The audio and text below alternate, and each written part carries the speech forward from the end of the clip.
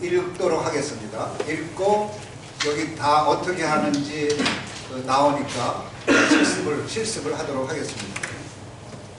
이거를 여기 우리 그 줌 여기 들으셨어요? 네.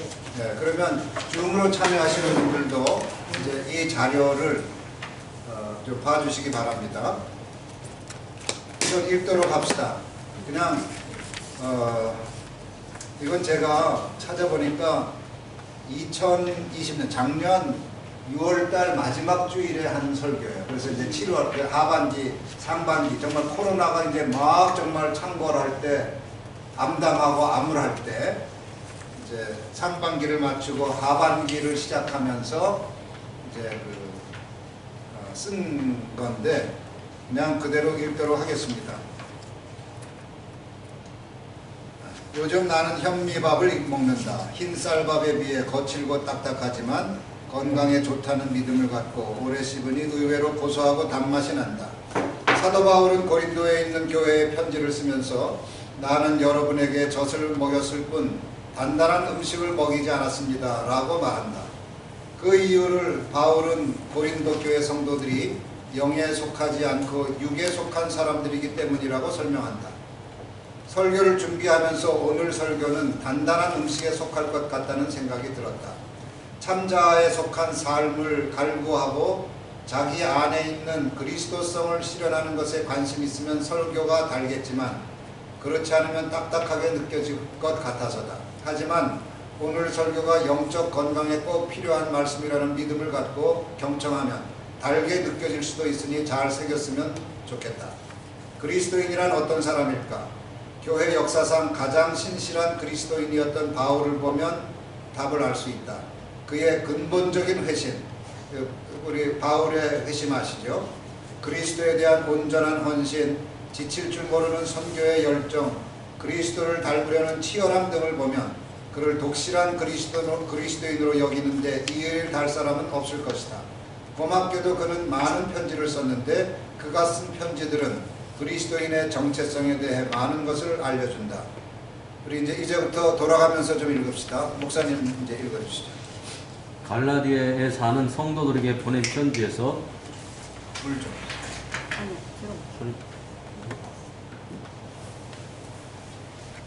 바울은 자신의 삶을 믿음 안에서 살아가는 삶으로 규정한다.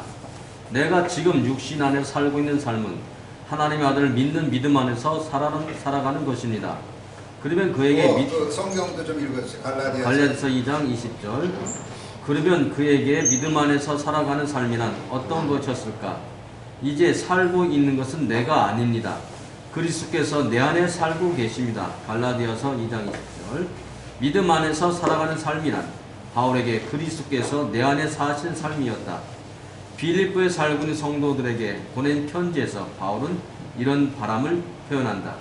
나의 간절한 기대와 희망은 살든지 죽든지 내 몸에서 그리스도께서 존귀하게 되는 것입니다. 빌립보서 1장 20절. 같은 편지에서 그는 이렇게 말하기도 한다. 그리스도를 아는 지식이 가장 고귀하므로 나는 그 밖의 모든 것을 해로 여깁니다. 이어서 다음의 말을 덧붙인다. 나는 그리스도를 얻고 그리스도 안에 있는 사람으로 인정받으려고 합니다. 우선 이런 구절들만 보더라도 그 사도 바울이 그리스도를 얼마나 소중하게 생각하는지 아시겠죠? 그리스도를 아는 지식이 가장 고귀하기 때문에 모든 것을 해로 여긴다. 나는 그리스도를 얻고 그리스도 안에 있는 사람으로 인정받으려고 합니다. 다른 게 아니에요. 내가 대통령으로 인정받고 무슨 박사로 인정받고 그게 아니고 그리스도 안에 있는 사람으로 인정받고 싶다. 그 다음에 계속 읽어주세요.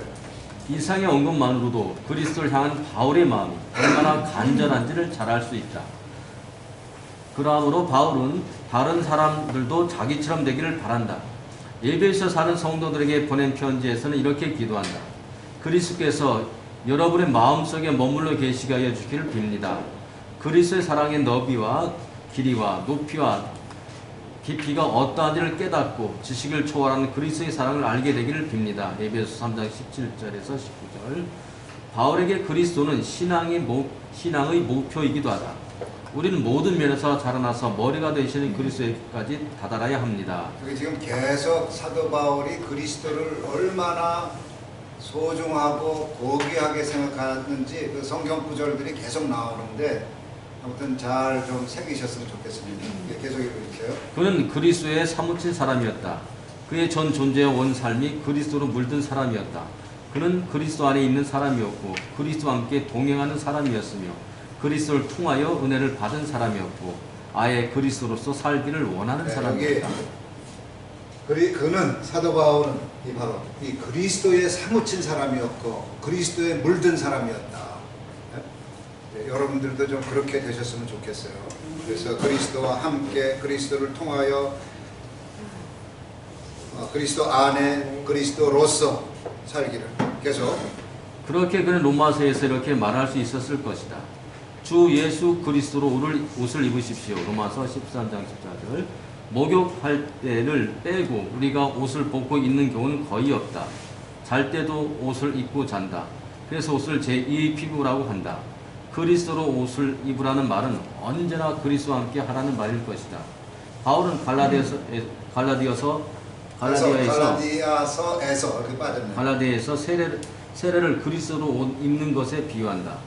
여러분은 모두 세례를 받아 그리스도와 하나가 되고 그리스도를 옷으로 입은 사람들입니다. 갈라디아서 3장 27절. 그리스도를 옷으로 입은 사람입니다. 여러분은 계속. 이와는 달리 그리스도의 원수로 살아가는 사람들에 대한 그의 묘사는 신랄하고 단호하다. 그들은 배를 자기네의 하나님으로 삼고 수치를 영광으로 삼고 땅의 것만을 생각합니다. 그들의 마지막은 멸망입니다. 빌립보 3장 19절. 그들은 자기들 속에 있는 무지와 마음의 완고함 때문에 지각이 어두워지고 하나님의 생명에서 떠나 있습니다. 그들은 수치의 감각을 잃고 자기들의 몸을 방탕에 내맡기고 탐욕을 부리며 모든 더러운 일을 합니다. 여러분은 그리스도를 그렇게 배우지는 않았습니다. 에베소 4장 18절에서 20절 말씀. 쉽게 말하면 그리스도 제대로 배웠으면 한국교회가 그렇게 욕먹을 짓을 하지 않는다는 얘기예요. 계속. 사도 바울은 지금도 세상의 모든 그리스도인들에게 외치고 있을 것 같다. 그리스도 안에 있으십시오. 그리스도와 함께 걸으십시오. 그리스도를 통해 얻으십시오. 그리스도로 살아가십시오. 그건 이제 그 뒤에 영어는 앞에 있는 걸 그대로 영어로 한번 표시해봤고요. 그 옆에 목사님 좀 읽어주실까요? 그럼 우리는 어떠냐? 사도 바울은 이런데 사도 바울은 이렇게 그리스도에 사무치고 그리스도로 물들어 있고 그리스도를 아는 지식을 가장 고상하게 여기고 그리스도로 옷 입고 그런데 우리는 계속 읽어주십시오. 그리스도인이 이처럼 그리스도에 사무친 사람이라면 그렇다면 우리는 한국교회는 어떤가? 우리는 그리스도 안에 있고 그리스도와 함께 걷고 그리스도를 통해 받은 은혜에 감격하며 그리스도로 살아가고 있는가? 어림없다. 그렇다면 한국교회가 요즘처럼 시대착오적이며 무지몽매한 집단으로 전락하는 일은 없었을 것이다. 물론 한국교회가 그리스도를 모르는 건 압니다. 어쩌면 예수 그리스도를 입에 달고 살아가는지도 모르겠다. 이 수천당 불신지옥에 여전히 아멘할 것이고 그리스도의 십자가를 때마다 바라보며 참회의 눈물을 흘리기도 할 것이며 그리스도를 찬양하다 감정이 고양되면 감격에 교화하기도 할 것이다. 그러나 한국교회가 알고 있는 그리스도는 내 밖에 계신 대상으로서의 그리스도일 뿐이다. 역사적 예수가 그렇고 부활하신 예수가 그렇고 승천하신 예수가 그렇고 재림하실 예수가 그렇다. 역사적 예수든 부활하신 예수든 승천하신 예수든 재림하실 예수든 시간적으로나 공간적 저 멀리 하나의 대상으로 존재할 뿐이다. 공간적으로. 경배 대상은 되지만 내 존재의 깊은 곳에서 나의 참된 정체성으로 존재하지는 않는다. 범접하기 어려운 신적 대상으로 존재할 뿐 나의 본질 상태로는 현존하지 않는다. 이 단락은 조금 좀 어려울지 모르겠습니다. 그리고 이 단락은 그냥 단 하나의 단락이지만 우리 한국교회가 이해하는 그리스도와 그건 너머의 그리스도를 이야기하고 있어요. 자, 여기 보면 그리스도는 내 밖에 계신 대상으로서의 그리스도일 뿐이다. 이게 무슨 말인지 이해가 되십니까? 네? 목사님들은 고개를 끄덕끄덕 거리시는데 쉽게 말하면 우리 그리스도는 자꾸 우리 바깥에 있어요. 바깥에 있어서 주님하고 섬길 대상일 뿐이란 말이에요. 역사적인 예수가 뭐예요? 역사적. 그건 2000년 전에 사셨던 예수님. 그래서 우리는 성지순례라도 하면 그 예수님을 좀 이렇게 좀 더 음미하면서 역사적인 예수를 좀 만날 수도 있겠죠. 그 다음에 부활하신 예수, 부활하셔서 제자들에게 나타나신 예수, 승천하신 예수, 저 높은 곳으로 올라가셔서 아버지 우편에 앉아 계신 예수. 이게 다 바깥에 있는 대상이에요. 그리고 언젠가 오실 예수, 재림하실 예수도 언젠가 저 멀리서 오시는 예수죠. 여전히 이것도 바깥에 있는 예수. 그래서 이것을 내 밖에 계신 대상으로서의 그리스도라 이렇게 표현한 겁니다. 그래서 이런 그리스도는 경배의 대상은 되지만 내 존재의 깊은 곳에서 나의 참된 정체성으로 존재하지는 않는다. 이제 이 한마디가 예수님에 대한 아주 결정적으로 새로운 이해예요. 아까 사도 바울이 그랬죠. 너희 안에 그리스도의 형상이 이루어지기를 내가 위하여 해산하는 수고를 아끼지 않는다. 사도 바울은 역사적인 예수도 알았고 부활하신 예수님도 알았고 승천하신 예수님도 알았고 재림하실 예수님도 알았지만 하나 더 알았어요. 뭐냐면 우리 안에 나의 참된 본질로서 현존하시는 그리스도. 우리 공덕감리교회 성도님들이 고개를 격하게 끄덕거리셔서 이제 마음이 얼마나 편해졌는지 몰라요. 왜냐하면 이 대목이 이해가 안 되면 넘어가기가 참 어렵거든요. 할렐루야, 감사합니다. 자, 그럼 그러니까 그다음 범접하기 어려운 심적 대상으로 존재할 뿐, 그렇죠? 나의 본질 상태로는 존재하지 않는다. 계속 읽읍시다. 제가 같은 터치를 받았습니다. 예. 좀 크게 읽어주세요. 예. 그리스도에 대한 새로운 이해가 필요하다. 그게 바로 나의 참된 정체성이요 존재의 본질로 존재하는 그리스도다. 다음으로 다음 이게 이제 뭐냐면 그 예수다움. 네네. 그럴 때 이제 예수다움 혹은 사람다움 할 때의 그 다움. 여러분 전문 용어를 많이 써. 뭐 이마고다이가 나오더라나 뭐 라이크니스가 다음으로 나오더라나. 존재하는 네, 계속. 예. 즉 나를 나답게 하고 인간답게 하며 그리스도인답게 하는 그리스도다. 이런 그리스도는 우리가 사회적인 모든 역할과 가면을 벗고 하나님 현존 가운데 고요히 머물 때 수줍어하며 살포시 드러나는 내면의 아이 같은 그리스도다. 위선과 거짓이 난무하는 현실에서 순수와 진실을 꿈꾸게 하고 관계의 상처에도 불구하고 타자를 용납하고 거듭되는 실패 속에서도 꿋꿋이 삶을 긍정하고 염려와 불안 속에서도 희망을 노래하는 내 안에 있는 인간 원형으로서의 그리스도다. 한마디로 그리스도는 참 자아의 배우요 바탕이요 원형으로서 나의 참된 정체성인 것이다. 네, 이 대목은 굉장히 중요합니다. 우리 한국교회가 그리스도를 이해할 때 한 걸음 더 나아가야 하는. 그래서 한국교회가 아는 그리스도는 아까 말씀드린 대로 역사적 예수 알고 있죠. 부활의 그리스도 알고 있죠. 승천하신 예수 알고 있죠. 재림 예수를 알고 있어요. 여기까지예요. 그런데 이 그리스도는 바깥에 있는 대상으로서의 그리스도일 뿐. 그러나 여기는 이게 완전히 달라지는 거예요. 그래서 저는 이걸 제5의 그리스도라고 표현하기도 해요. 저희 교회에서. 역사적인 예수가 첫 번째 예수, 부활의 예수가 두 번째, 승천 세 번째, 재림 네 번째. 이거 잘 아시죠? 교회에서 얼마나 많이 들었어요. 근데 다섯 번째, 이 내 안에 나의 본질로서 내 참자의 바탕이요 배우로서 현존하시는 그리스도. 이걸 이제 그리스도에 대한 이제 새로운 경지예요. 그리스도 이해에 대한. 그리고 이제 눈치채시겠지만 앞으로 교회는 여기에 뿌리를 내려야 돼요. 여기. 그래야 근본적으로 새로워질 수가 있습니다. 계속 읽어주세요. 네. 네. 그리스도를 참 자아의 원형, 나의 참된 정체성으로 이해하기 시작하면 그리스도에 대한 느낌이 새로워지고 그리스도와의 관계가 돌연 달라진다. 그리스도는 더 이상 나와 별 관계없이 성경의 기록으로 존재하는 분도 아니요. 이게 역사적 예수죠. 네, 부활했다지만 교리로만 알 뿐 믿어지지는 않는 낯선 존재가 아니며 부활의 그리스도.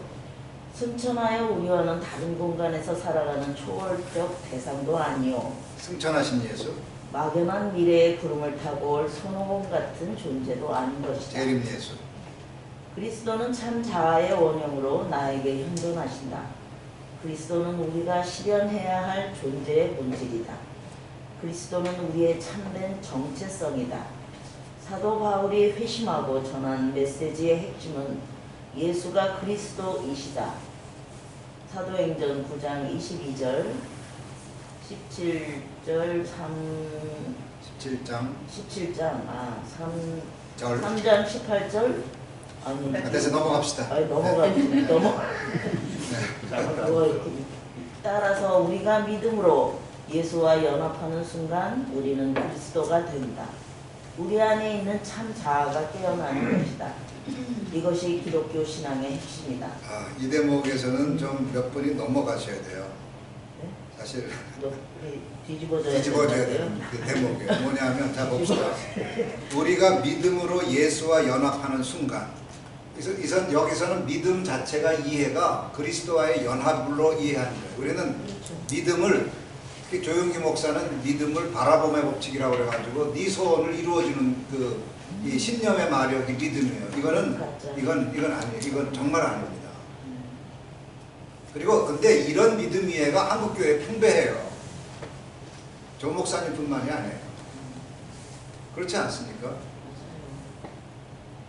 그런데 이게 물론 믿음에는 또 신뢰의 측면, 신념의 측면, 확신의 측면 이런 게 있지만 이게 기독교에 와서, 즉 우리 기독교라는 종교에 와서 믿음의 이해가 완전히 달라져요. 요한복음 1장 12절이 그 실마리가 있는데 믿는 자, 곧 예수를 영접한 자는 그러죠. 믿음이 곧 영접이에요. 즉 모셔드림. 다시 말해서 관계가 형성된단 말이죠. 사귐. 그래서 사도 요한이 요한일서에서 이 사귐을 너희들에게 알려주고 싶다. 사귐. 사귐이에요. 그래서 이제 오늘부터는 여러분 이것도 설명하려면 좀 설명을 드리고 싶지만 그 시간 관계상 이제 좀 생략하고 그냥 이렇게 생각하세요. 믿음은 관계다. 믿음은 관계. 그래서 그리스도와 하나가 되는 게 관계, 믿음이에요. 이게 기독교 믿음의 아주 독특한 이해입니다.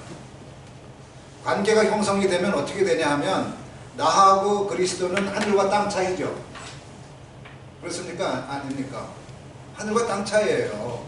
정말 예수님 얼마나 정말 거룩하시고 사랑이 많이 이거 다 그렇잖아요. 근데 나는 정말 부족하고 죄인이고 막 그렇거든요. 그런데 이게 연결되는 순간, 연결되는 게 뭐라고요? 관계. 참. 연합. 자, 다시. 믿음. 나와 그리스도를 연결시키는, 관계시키는 게 뭐라고요? 믿음. 그러니까 지금 믿음에 대한 이해가 지금 없어요. 믿음은 뭐다? 관계다. 사귐이다. Yes. 교제다. 연합이다. 이 비유가 뭐냐? 포도나무 비유예요. 나는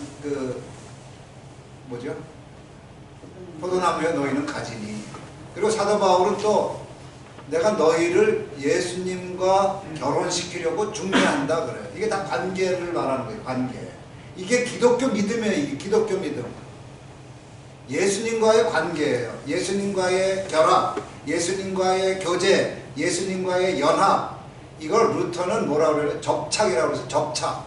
아예 접착제로 그냥 찰싹 붙여주는 거다. 그게 뭐라고요? 믿음이다. 믿음은 뭐 내가 원하는 거 그냥 믿음은 바라보는 것들의 실상이 하면서 바라봄의 법칙이 어떻고 4차원의 법칙이 어떻고 이렇게 해가지고 잘 먹고 잘 살게 되는 그게 아니고 그런 신념의 마력이 아니고 근데 그렇게 하면 되는 부분이 있어요. 우리 삶에.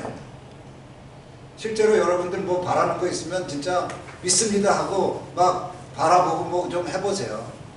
다만 그걸 기독교 믿음이라고 뻥치지는 말라. 신념의 마력이라는 게 있어요. 그냥 흐리멍텅한 사람보다 어떤 확신을 가지고 무슨 일을 하면 더 잘 되기도 해요. 근데 그거는 일종의 처세술이에요. 처세술. 그러나 그거 가지고 교회니 예수니 믿음이니 이런 사기는 치지 말자. 네? 근데 이런 신념의 마력으로 우리가 이룰 수 있는 것보다 이 예수님과 접촉, 교제, 사귐, 관계를 통해서 얻는 게 더 커요. 더 깊고. 그걸 가리켜서 아까 사도 바울은 뭐라고 그랬냐면 그리스도의 사랑의 넓이와 길이와 높이와 깊이가 어떠함을 너희가 깨달았으면 좋겠다. 네? 믿음으로 그래서 이제 믿음으로 자 다시 여기 좀 보십시오. 예수님과 나는 좀 애들 말로 잽이 안 돼요. 나는 정말 죄 많고 얼마나 이거 들춰내기 시작하면 하나님의 기준으로 보면요 한 번 죽어가지고 정말 사도 바울이 뭐라고 그랬어요? 내가 뭐라고? 죄인 중에 괴수라고 그래요. 사도 바울이 어떤 사람인데요? 뭐 사도 바울이 무슨 강도짓을 했습니까? 무슨 조폭 출신입니까? 무슨 그렇습니까? 사도 바울은 내가 율법의 의로는 흠이 없는 사람이라고 그랬어요. 겉으로 보면 윤리적으로나 도덕적으로나 완벽하다고 하는 자신감이 있었는 사람인데 나중에 예수님 믿고 회심하고 나서 죄인 중에 괴수라고 해요. 왜 그런 줄 아십니까? 내 속을 보니까 내 속에 거하는 죄라는 표현을 로마서 7장에서 쓰는데 그걸 보니까 내가 완전 내 안에 모든 게 다 있더라는 얘기죠. 뭐가? 이 세상에서 저질러지는 모든 죄가 이 속에 다 있다는 것을 깨달은 거예요. 그래서 오라 나는 곤고한 사람이로다 하면서 이 사망의 몸에서 누가 나를 건져내랴. 사도 바울이 그러는데 하물며 나는 얼마나 죄인 중에 괴괴수가 되는 거죠. 괴괴수. 그가 예수님과 비교하면 이게 진짜 게임이 돼요. 잽이 됩니까? 그런데 놀랍게도 이렇게 되면 이게 뭐라고요? 이렇게 하는 게? 믿음으로 우리가 그리스도와 연합하면 어떻게 되겠어요? 그리스도 안에 있는 게 우리 안에 흘러 들어오게 되는 거예요. 그게 바로 하나님의 의예요. 하나님의 의. 하나님의 의 정말 할렐루야 좋은 겁니다. 자, 그래서 이거 봅시다. 우리가 믿음으로 예수와 연합하는 순간 우리는 그리스도가 된다. 그래서 왜 아까 뒤집어지지 않느냐 그 말씀을 드린 거예요. 나는 그리스도가 아니에요. 그런데 믿음으로 연결됐기 때문에 그리스도 안에 있는 게 흘러 들어오는 거거든요. 이게 전가된다는 얘기예요. 전가된 의. 의가 전가된다. 믿음으로.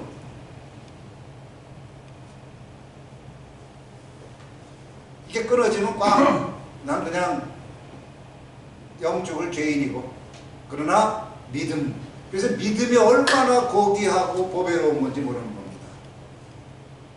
기독교 그 믿음으로 그리스도와 연결되니까 그리스도 안에 있는 그 무한하고 신령하고 선하고 아름답고 온갖 좋은 것들이 내 안에 흘러드는 거예요. 그래서 이제 그 순간 나도 그리스도화하는 겁니다. 얼마나 좋아요. 이게 기독교예요. 이게 기독교. 춤을 춰야 되는데. 자, 그 다음에 갑시다. 네. 이게 그래서 예수와 연합하는 순간 우리는 그리스도가 된다. 우리 안에 있는 이제 참자, 진짜 나가 깨어나는 거예요. 그때 그리스도라고 하는 이런 걸 생각해 보십시오. 그 마중물 아시죠? 마중물이 뭐예요? 옛날 펌프, 요즘 애들은 그런 잘 모를 텐데 그 펌프질을 하려면은 이게 뭐 펌프만 꽂아놨다고 물이 나와요. 이제 그 펌프 쭉 해놓고 거기다 물을 붓잖아요. 이게 마중물이죠. 그러면 이 마중물을 이렇게 채우면 이 속에 있는 지하수가 이 물하고 닿는 순간 펌프질하면 그게 끌려 나오는 거 아니에요. 전 예수님이 마중물 같아요. 마중물 예수. 왜 그런지 아시나요? 믿음으로 우리가 이렇게 연결이 되면 그리스도가 내 안에 들어오시면 내 안에 있는 그리스도성, 내 안에 있는 참된 인간의 본질, 즉 하나님의 형상이라고 하든 그리스도의 형상이라고 하든 전 그걸 그리스도성이라고 표현하는데 그 그리스도성이 이렇게 끌려 나오는 거예요. 그래서 믿음이 좋은 거예요.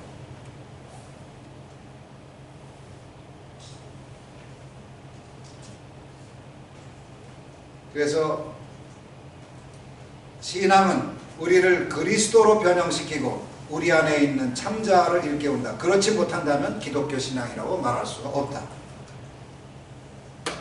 우리 5분간 쉬고 하겠습니다. 여기까지야. 네, 춤추는 시간. 네.